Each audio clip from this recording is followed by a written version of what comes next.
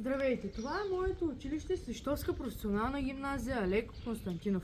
И днес госпожа Галя Недялкова ще тръгнем по стъпките на нашите успели ученици. Айде, Райчо! Здравейте! Намираме се в един от автосервизите в града и ще ви срещнем с наши успели ученици, които са се реализирали по изучаваната професия.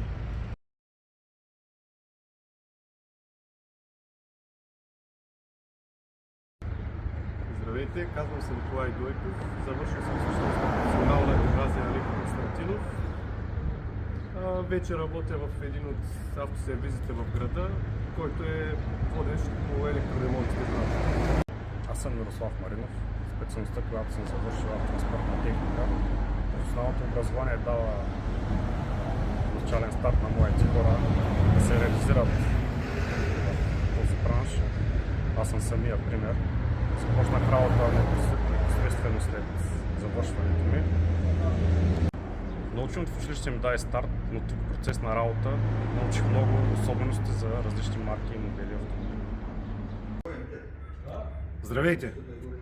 Аз бих казал, че професионалното образование дава възможност за бърза реализация на пазара на труда и да отбележа, че от тази година в сервиза работят ученици, които се обучават в дуална форма на обучение. Освен финансовия стимул, който получават те като заплащане, голям плюс за тях е получаването на знания в реална работна среда, което ги подготвя за бързото им реализиране на пазара на труда. Искам наистина да съм добър в професията. Моите учители, един от които е инженер Красимир Кирилов, ме мотивираха да продължа образованието в Русенския университет по специалност транспортна техника и технологии. Изберете професионалното образование.